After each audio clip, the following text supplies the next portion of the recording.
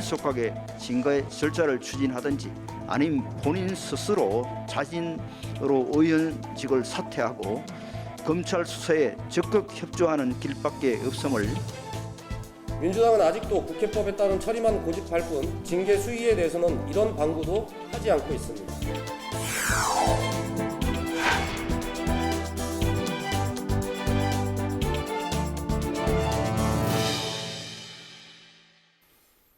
네, 국회 라이브 파워 인터뷰 시간입니다. 동해의 유일한 도서 지역이고 국경 접경 지역인 울릉도와 독도는 지난해에만 무려 46만 명의 관광객이 다녀갔는데요.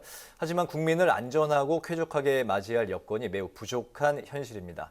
지속적으로 문제가 되고 있는 관광, 의료, 안보 이슈가 개선될 수 있을지 울릉도에 지역구를 두고 계신 국민의힘의 김병욱 의원을 모시고 관련 말씀을 나누겠습니다. 의원님 반갑습니다. 네, 반갑습니다. 네, 안녕하세요. 반갑습니다. 네, 반갑습니다. 저희 그 뉴스에는 이제 첫 출연이신데 네. 오늘 그 좋은 말씀 잘 부탁드리겠습니다. 네. 네. 그 울릉도와 독도를 지원하는 특별법은 울릉 군민 9천여 명의 오랜 그 염원이 담겨 있다고 이제 강조를 해 오셨습니다. 이게 어떤 내용인지 먼저 말씀을 좀 들어보고요. 또 이 법안을 발의하게 된 계기도 같이 좀 들어볼까요? 네, 방금 우리 사회자께서도 말씀하신 대로 울릉도 독도는 뭐 이 독도와 관련된 영토의 영유권 차원이 아니라 네. 동해상의 유일한 도서 지역입니다.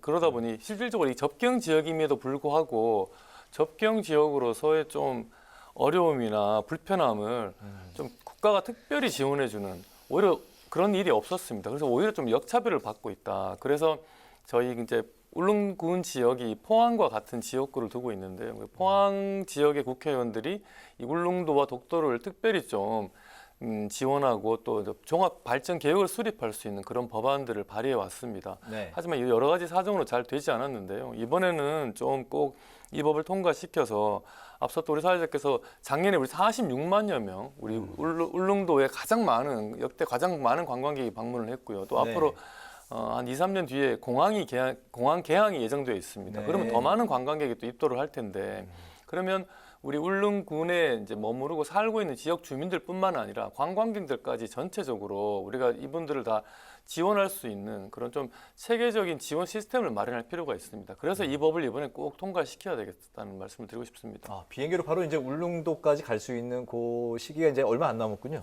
원래 계획대로는 2025년 12월이 개항 목표인데 늦어도 26년에는 공항이 문을 열 것 같고요.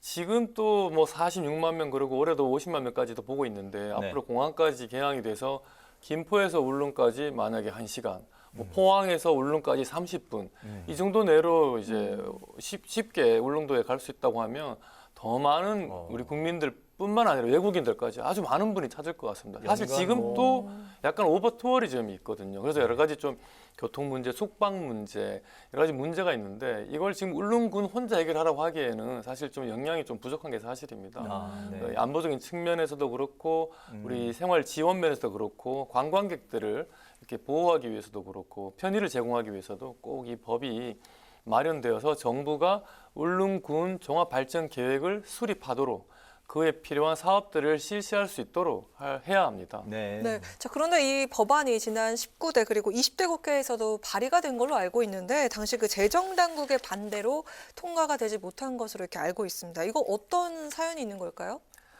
서해 5도 같은 경우에는 2010년 12월에 서해 5도 지원에 관한 특별법이 제정이 되었습니다. 그때도 사실 북한의 그 서해 5도 백령도 연평도 지역에 대한 뭐 공격 이런 걸로 해서 그 지역 주민들이 많은 피해도 입기도 했고 해서 뭐 대피시설 벙커 같은 걸 만들려고 해도 서해 5도가 옹진군 소속이거든요. 근데 옹진군이라는 지자체가 그 비용의 70% 80%를 부담해야 하니 사실 그 열악한 그 지방 군 단위 지역 입장에서는 이런 대피시설들을 만드는 것조차 좀 버거웠던 거죠. 그래서 그때 당시 북한의 도발로 인해서 어려움을 겪던 이 도서 지역, 서해 5도 지역을 지원하기 위해서 서해 5도 지원에 관한 특별법이 2010년에 마련되었고요.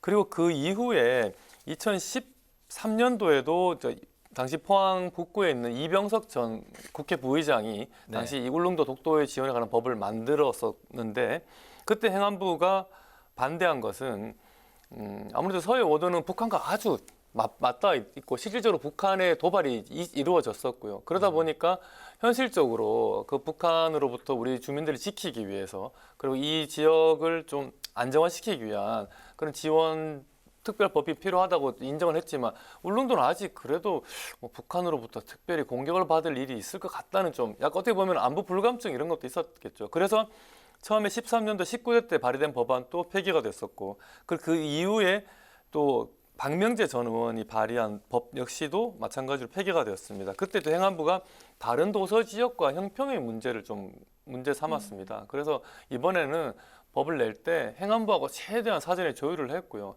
행안부가 좀 부담스러워하는 뭐 조세 감면이라든가 특별히 울릉군을 위한 뭐 기금을 설치한다거나 과거엔 이런 내용이 포함되어 있었는데요. 네. 이런 내용을 좀 덜어내서 행안부나 재정 당국이 좀 부담을 덜 갖도록 그래서 좀 크게 종합발전계획, 울릉군에 관한 종합발전계획을 수립하고 그 계획에 따라서 사업을 시행할 수 있도록 그런 좀 큰 틀의 범위만 규정하는 법을 새로 발의를 했습니다. 그렇군요. 특별법 이슈가 이제 그 불거져 나오는 그 시기는 그 어떤 이슈 관련된 이슈가 이제 더 같이 이제 뭐 나왔을 때 많이 이제 보도가 됐었는데 특히 이제 지난해 11월 북한이 동해안으로 미사일을 발사했을 때 그 목표 지점에 울릉도가 이제 포함이 됐을 때, 그리고 이제 울릉도에 긴급 사고가 났을 때 현장에 이제 긴급 의료진이 없어서 또 헬기나 이런 수송 그 기구를 이용해서 이제 그 환자가 긴급 이송되는 현장 이런 게 뉴스에 이제 나왔을 때 등의 이제 그 특별법 이슈가 많이 나왔는데 꼭 필요한 법안인 것 같습니다. 올해 안에 이 법안을 꼭 통과시키기 위해서 현재 고군분투하고 계시다고요. 네.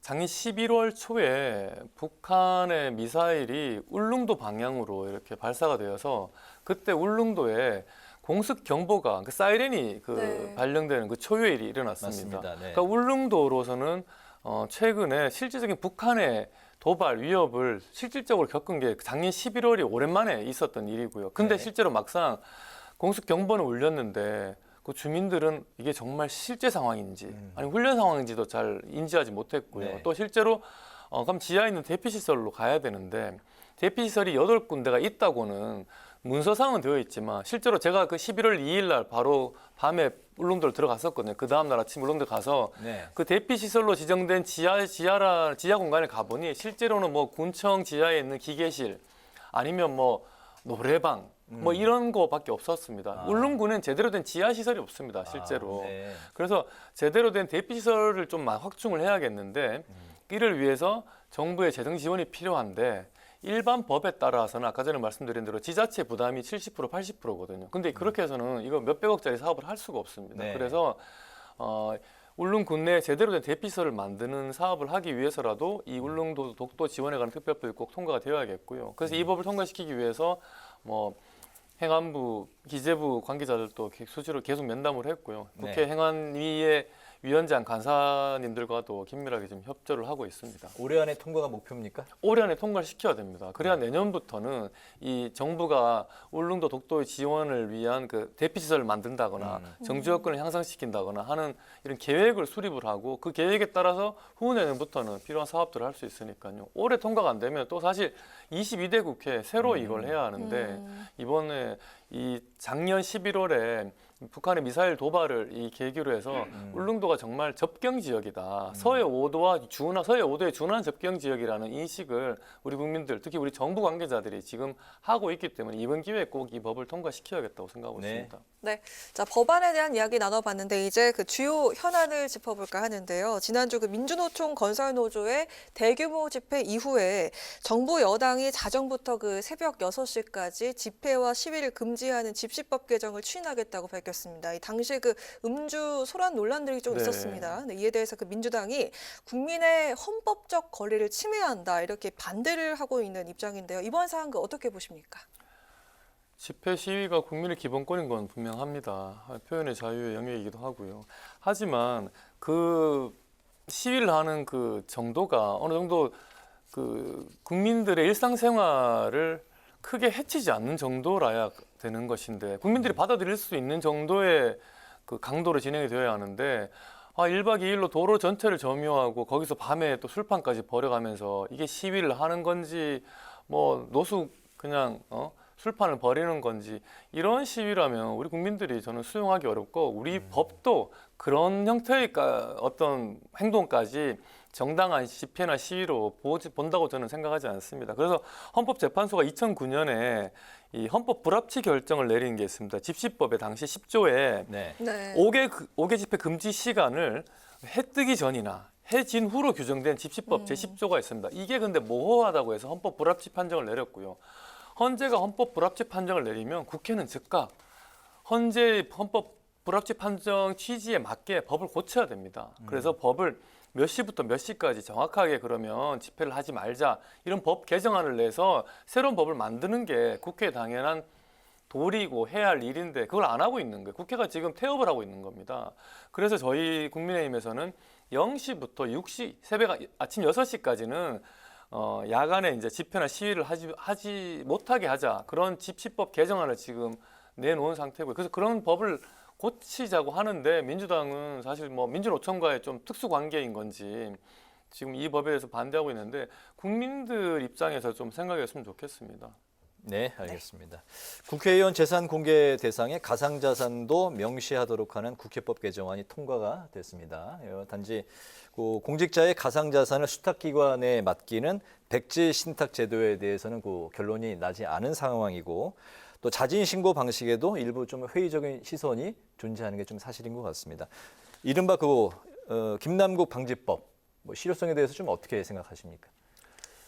지금 그동안 국회에서 이 가상 자산에 대한 공직자의 재산 신고를 두고 해야 된다. 그래서 이런 법 개정안이 발의가 되어 있었습니다. 여러 차례. 그런데 네. 이 법이 빨리 이제 좀 심의가 되어서 통과가 되지 않았던 것은 국회의원들이 뭔가 여기에 대한 필요성을 인식하지 못해서가 아니라 설마 국회의원이 무슨 코인을 가지겠어? 아니면 가지더라도 조금이겠지. 많이 가지겠어라는 의심을 하고 있었던 거죠. 국회의원들이 코인을 잘 사고 팔지 않았을 거라는 생각을 많이 했던 것이죠. 대부분 국회의원들이 코인을 사실 좀 보유하지 않고 있기도 하고 그래서 필요성에 대한 인식이 부족한 게 아니라 이 법 개정에 시급성에 대한 인식이 좀 부족하지 않았나. 근데 마침 이제 김남국 의원의 코인 네. 투기 이 사건을 계기로 해서 국회의원 또 이렇게 대량의 코인을 사는 일이 있구나라는 걸 처음으로 인지하게 되었기 때문에 이번에 이제 관련 상임위 행안위와 그 정개특위에서 관련 법 2개 법이 이제 통과가 되었고요. 모레 본회의에서 아마 이게 가결이 될 걸로 예상이 되는데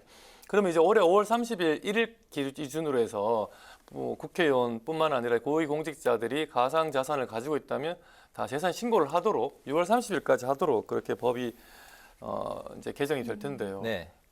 그런데 아까 이게 뭐 실효성이 있겠냐고 말씀하셨지만은 이제 이 가상 자산이 아닌 현금이나 부동산 같은 경우에는 실제로 일일이 개인이 그 소명을 하지 않더라도 전산에 그게 다 뜹니다 한꺼번에. 그래서 네. 사실 되게 편리합니다. 어떻게 보면은 그 행정 절차 뭐 간소화 이런 차원에서 연말정산 간소화하듯이 재산 신고도 간소하게 할 수 있게 해서 네. 재산 신고 대상자의 가족이나 뭐 배우자 그리고 뭐 직계 좀비까지 다 한꺼번에 이렇게 확인되도록 되어 있습니다. 근데 이 가상자산은 그렇게 되어 있지는 지금 않습니다. 실제로. 사실 아직 가상자산에 대해서도 법적으로도 정의가 좀 명확하지는 않은 상태이고요. 그래서 본인의 어떤 양심에 따라 신고하도록만 되어 있지 이를 철저하게 제대로 완벽하게 검증하는 건 아직 제도적으로 기술적으로 좀 마련되어 있지 않고요. 그러니까 그런 것까지 앞으로 좀 제도적인 뒷받침을 할 필요는 있는데 이것도 좀 약간 좀 고려할 만한 거는 또 뭐냐면 이 가상 자산을 그러면 정말 화폐처럼 우리가 이게 기준을 만들어서 유통이 되게 할 것인가 아직 거기에 대해서 정확하게 합의가 되지 않았거든요. 근데 그런까지 좀 맞물려 있는 복잡한 문제이긴 한데요. 일단은 공직자들 국회의원을 포함한 공직자들이 본인이 가상 자산을 가지고 있으면 이걸 좀 양심껏 신고를 해서 본인의 이제 가상 자산이 투명하게 네. 유통이 되도록 그렇게 할 필요가 있는 것 같습니다. 네. 네, 이와 관련해서 이제 그 검찰이 움직이고 있는데 빗썸 등의 그 가상화폐 거래소 세 곳을 압수수색했고 또 어제는 클레이 수업이라는 곳을 압수수색했는데 이게 그 가상화폐 예치와 교환을 담당하는 그런 운영사라고 하더라고요. 이번 수사 그 어떤 의미가 있다고 생각하시는지요? 지금까지 김남국 의원이 개인적인 일방적인 그 소명 이외에 이를 김남국 의원이 도대체 어떤 돈을 초기에 종잣돈은 어디에서 나왔는지 그리고 그 돈을 어느 가상자산에 얼마를 투자를 했고 네. 또 그게 다시 규모가 뭐 60억, 80억 그러는데 그 정도 대규모의 그 코인을 사고 팔 때는 어떤 정보로 그런 사고 팔겠다는 결심을 하게 된 건지, 그리고 그 돈을 자기가 본인이 처음에는 뭐 440만 원 정도밖에 아직 꺼내지 않았, 인출하지 않았다고 했는데 지금 확인해 보니까 2억 5천만 원 정도 인출된 것으로 또 확인이 되었기 네. 때문에 제대로 소명이 된 게 하나도 없습니다, 지금까지. 실제로 민주당 내에서 그 김남국 의원의 코인에 관해서 진상조사를 하겠다고 한 뒤에 바로 탈당을 또 해버렸거든요. 민주당조차도 제대로 지금 김남국 의원의 코인에 대해서 검증을 못했고, 그래서 지금 검찰이 김남국 의원의 코인이 언제 들어와서 시작이 되어서 어디로 가서 또 어떻게 인출이 되었는지를 다 들여다보고 있는 과정이고, 이 과정에서 지금 이 돈이 또 부정하게 또 다른 데로 활용된 건 없는지, 정말 대선 때 뭔가 부정한 돈을 쓰인 건 없는지까지 다 밝혀질 걸로 기대가 예상이 됩니다. 코인 자체를 불법이다 할 수는 없을 것 같습니다. 많은 우리 청년들이 이 코인을 또 하고 코인을 사고 팔고 하고 있기도 하고요. 그래서 코인이라는 게 기술의 발달에 따라서 나타나는 어떤 새로운 화폐라기보다는 어떤 새로운 기술적인 거래 수단이다, 이렇게까지는 볼 수 있을 것 같은데, 이번 일을 계기로 이를 더 좀 투명하게, 그리고 또 좀 부정한 세력들이 이렇게 코인 시장에 개입하는 일이 없도록 그렇게 할 필요가 있을 것 같습니다. 말씀하신 대로 이번 일을 계기로 좀 촘촘하게 투명하고 공정한 뭐 이렇게 거래가 이루어질 수 있도록 그런 법안이 좀 도출이 돼야 될 것 같습니다. 이 코인 때문에 코인이 변동성이 상당히 크거든요. 네. 그래서 피해를 본 우리 청년들이 되게 많습니다. 사실 지난 정부의 부동산 폭등을 우리 청년들이 내가 월급 모아가지고 집 사긴 틀렸다. 그래서 사실 좀 모험적인 투자를 하게 된 게 이 가상화폐 시장의 활성화가 된 좀 가장 큰 그랬죠. 네. 이유 중에 하나인데, 네. 이 코인 때문에 우리 청년들이 정말 많은 피해를 입었는데, 우리 김남국 의원이 사실 청년으로서 국회의원을 하면서 그런 코인으로 인해서 피해를 입은 청년들을 오히려 좀 보호해주고 지켜주기 위한 그런 의정 활동을 하는 게 더 바람직했는데, 그것보다는 오히려 자기가 어디에서 그 돈을 가지고 왔는지 모르겠는데 아주 엄청난 규모의 코인을 사고 팔면서 그 뭔가 이익을 취했고, 이런 게 상당히 좀 국회의원으로 부적절했고, 또 청년 정치인으로서 좀 더 아쉬운 점이 많은 것 같습니다. 알겠습니다. 의원님이 현재 그 국회 교육위에 계셔서 이제 요 질문도 드리겠습니다. 학자금 무이자 대출법이 여당 의원들이 퇴장한 가운데 민주당 주도로 국회 교육위로 이제 통과를 했습니다. 이날 여당이 무소속에서 민주당으로 복당한 민영배 의원의 교육의 안건 조정 참여에 대해서 이제 공방을 벌였고, 민주당은 1년 동안 무소속 상태였다가 다시 이제 복당해서 의정 활동을 하는 이제 민 의원이 무슨 문제냐, 민 의원이 자격이 없다면 누가 있냐, 이렇게 이제 반박을 했습니다. 민 의원의 참여, 의원님은 좀 어떻게 지켜보셨을까요? 도덕적 정당성이 없는 권력은 좀 성립이 안 된다고 생각합니다. 그런 측면에서 지금 아까 김남국 의원의 코인 문제도 그렇고, 그 전에 이제 송영길 전 대표의 돈봉투 전당대 사건도 마찬가지인 거고요. 그리고 지금 이 검수완박 과정에서 안건조정위원회를 본인들에게 유리하게 만들기 위해서 자기적으로 민주당 소속인 민영배 의원이 탈당을 해서 무소속의 제2당의 몫을 야당의 몫으로 가야 할 그 안건조정위원회 몫을 민주당에서 나온 민영배 의원이 차지했단 말이죠. 그래서 검수완박법을 민주당이 원하는 대로 강행 처리를 한 거죠. 근데 그 일을 두고 헌법재판소가 절차적으로 위법하다고 했습니다. 이는 도덕적으로도 정당성이 없는 일일 뿐더러 절차적으로도 민주적 절차적인 정당성도 없는 일이죠. 도덕적 정당성과 절차적 정당성이 없는 일을 검수완박 당시에 민영배 의원이 했는데, 그 민영배 의원이 법사위에 있다가 교육위원회에 와서 그때 했던 일을 똑같이 되풀이한 겁니다. 이걸 가지고 형식적으로 문제가 없다라고 말을 하는 건 억지고 궤변이고요. 그래서 이 학자금 무이자 대출법의 그 내용을 떠나서 이 무이자 대출법을 통과시키는 과정 자체가 무효다, 원천 무효다, 저는 그렇게 말씀드리고 싶고요. 그리고 이 내용 자체도 지금 어차피 학자금 대출이라는 게 취업 후 상환을 위한 학자금 대출이거든요. 취업할 때까지, 취업한 뒤에 돈을 갚으라고 해서 만든 제도인데, 그 기간 동안 취업을 하지 않으면 그러면 이자를 면제해 주겠다는 거니까 오히려 일부러 빚을 낼 가능성도 상당히 있는 것이고요. 그래서 오히려 어떻게 보면은 학생들에게 빚을 내지 않아도 될 학생들까지 빚을 내게 만들 수도 있고, 또 대학이나 대학원에 지나가지 않은 젊은이들 같은 경우는 이런 법이 자기들은 적용이 되지 않습니다. 그런 청년들 입장에서는 오히려 더 좀 불공평한 일이고, 심사 기준도 어쨌든 네. 좀 그 엄격하게 해야 될 필요가 있겠네요. 그렇죠. 네, 그래서 좀 더 넓게 크게 네. 봐서 좀, 그리고 또 이런 사업들로 인해 가지고 재정이 좀 방만하게 운영이 될 수도 있기 때문에 알겠습니다. 좀 신중할 필요가 있습니다. 네. 자, 마지막인데요. 의원님께서는 정말 이 자리에 있기까지 정말 정치 한 길만 이렇게 묵묵하게 걸어오셨습니다. 이력을 보니까 의원실에서 인턴 비서를 또 네. 시작을 하셨고, 비서관 또 보좌관을 거쳐 의원이 또 되셨는데, 자, 그만큼 정말 남들과는 다른 마음가짐을 갖고 계실 것 같습니다. 남은 임기 동안 꼭 내가 이걸 해결하고 싶다. 그리고 우리 지역구에 이건 내가 좀 공헌을 하고 싶다 하는 게 있으시면 말씀해 주시기 바라겠습니다. 제가 2003년 3월에 의원실에 인턴 비서로 처음 이제 국회에 왔습니다. 올해 20년 됐네요. 그래서 뭐 중간에 뭐 한 1, 2년 네. 나간 적도 있었는데, 그 보좌관 출신들의 국회의원들, 저도 물론 보좌관을 했습니다는 많지만 인턴 출신은 제가 아마 1호가 아닌가 싶습니다. 왜냐하면 네. 그때 인턴이라는 제도가 생긴 지가 그때 당시 얼마 안 된 시점이었거든요. 그래서 제가 보좌진 정말 스텝으로 시작을 해서 국회에서 이제 국회의원을 바로 이렇게 된 케이스인데, 좀 더 이 국회 안에서 활동하는 저희 후배 보좌진들의 좀 좋은 롤 모델이 돼야 되겠다, 그런 좀 책임감 많이 갖고 있고요. 그리고 또 아무래도 제가 국회에 오래 있다 보니까 저희 지역 사업도 지역 사업이지만 국회 자체가 바뀌어야 된다.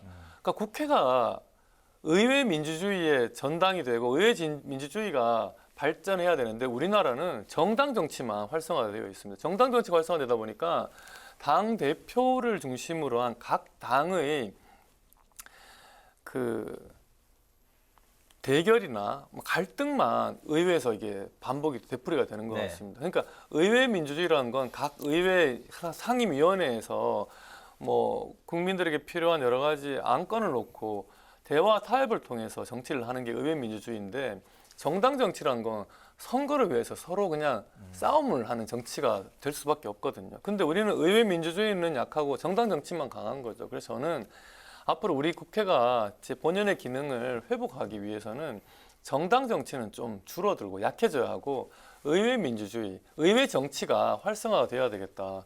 그 일을 위해서 좀 여러 의원들이 머리를 맞대서, 지금 선거제도 개편 논의가 한창 진행 중인데, 선거제도만큼이나 이 정당 정치를 좀 약화시키고 의회 정치를 강화시키기 위한 방안을 마련하는 게 또 좀 더 시급하다고 생각을 합니다. 그래서 저희 지역 같은 경우에는 지금 이 코로나를 겪으면서 사실 우리가 의료 인력 문제에 대한 많은 의료 서비스 부족, 의료 인력 부족에 대해서 우리 국민들이 많은 갈증을 갖고 있고요. 또 특히나 또 앞으로 바이오 헬스 산업 분야가 지금 반도체 2차 전지 이후에 가장 각광받는 분야로, 가장 경제성이 큰 분야로 지금 예고가 되어 있는데, 네. 이를 위해서 바이오 인재를 길러내는데 좀 국가가 집중할 필요가 있고, 그래서 지금 기존에 있는 의과대학과 다른 우수한 공과대학에 새로운 형식의 의사과학자를 육성하는 그런 연구중심 의대를 지금 만드는 일을 하려고 지금 노력 중입니다. 그래서 저희 포항에 있는 포항공대나 대전에 있는 카이스트 같은 이런 우리나라에 좀 내로라 하는 우수한 공과대학에 새로운 형태의 의사과학자를 육성하는 그런 의대를 꼭 한번 만들어서 앞으로 우리 대한민국이 다시 한번 인류의 건강뿐만 아니라 새로운 바이오 산업도 주도할 수 있도록, 그래서 국가 경쟁력을 계속 키워나갈 수 있도록 그렇게 한번 해봤으면 좋겠습니다. 알겠습니다. 국회 라이브 6 파워 인터뷰 이제 마칠 시간이 됐습니다. 오늘은 김병욱 국민의힘 의원과 함께 울릉도 독도 지원 특별법, 그리고 김남국 의원의 코인 의혹 후폭풍에 대한 자세한 이야기를 나눠봤습니다. 앞으로도 왕성한 활동 저희 국회 방송에서 잘 지켜보도록 하겠습니다. 오늘 말씀 잘 들었습니다. 고맙습니다. 고맙습니다. 네, 고맙습니다.